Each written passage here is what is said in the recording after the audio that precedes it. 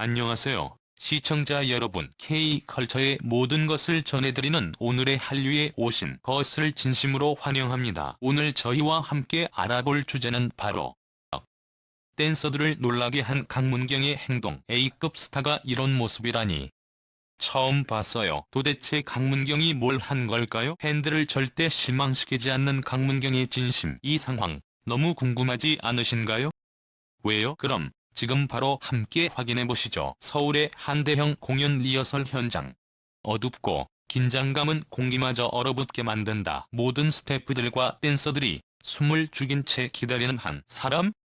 바로 톱스타 강문경이었다. 그는 단지 유명한 배우이자 가수가 아니었다. 수많은 CF, 드라마, 예능 프로그램을 섭렵하며 K-팝과 K-드라마의 얼굴로 군림하던 그가 이번에는 무대 위에서 완전히 다른 모습으로 등장하려 하고 있었다. 하지만 그날의 리허설 현장은 모두의 예상을 뒤엎었다. 리허설 시작 5분 전 이상한 기류 댄서 A씨는 말했다. 문경씨가 도착했을 때 분위기가 달랐어요. 늘 밝고 유쾌한 사람이었는데 이번엔 얼굴에 그림자가 드리워진 것 같았죠. 강문경은 평소와 달리 매니저도 없이 혼자 나타났다. 손에 들고 있는 건 땀에 젖은 트레이닝복, 그리고 낡은 운동화 한 켤레. 아무도 그에게 말을 걸지 못했다. 그는 곧바로 무대 한가운데로 걸어가더니 조용히 바닥에 무릎을 꿇었다. 이 리허설, 오늘은 제 방식으로 하겠습니다. 스태프들은 당황했고 댄서들은 서로 눈빛을 주고받았다. 카메라 감독은 녹화를 시작해도 되는지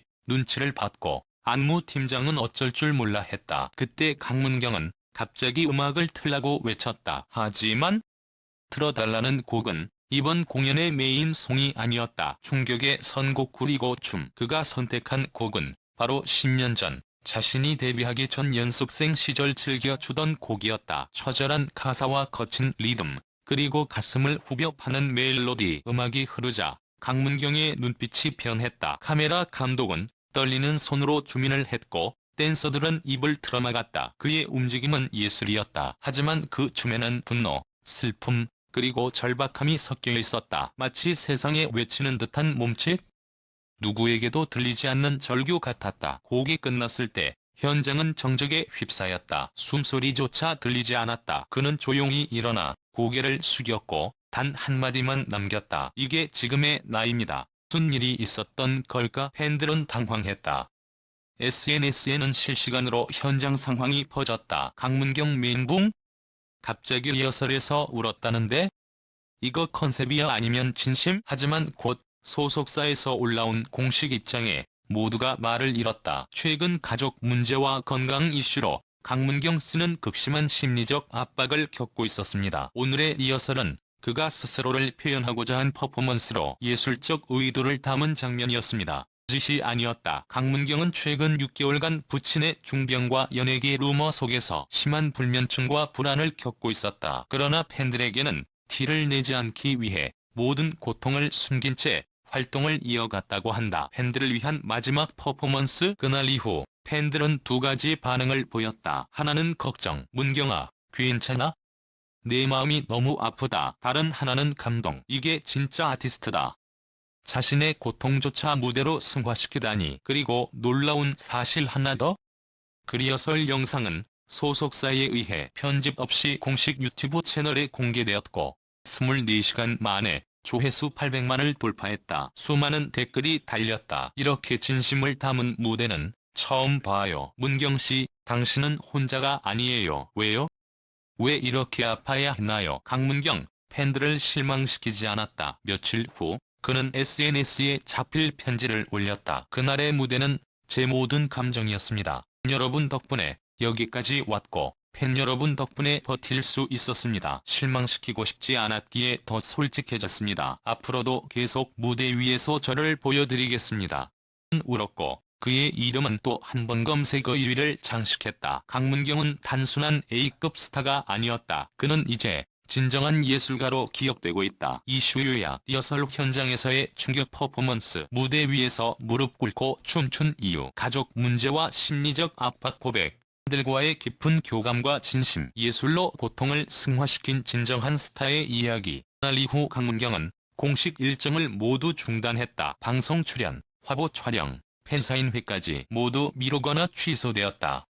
팬들은 더 큰 걱정에 휩싸였다. 하지만 그는 단 한 번도 휴식이라는 말을 꺼내지 않았다. 대신 그는 자신만의 방식으로 대중과 소통하고 있었다. 매일 밤 11시 아무 공지도 없이 인스타그램 라이브를 켰다. 조용한 방, 차 한 잔, 그리고 팬들과의 대화. 그는 물었다. 여러분은 언제 가장 외로워요?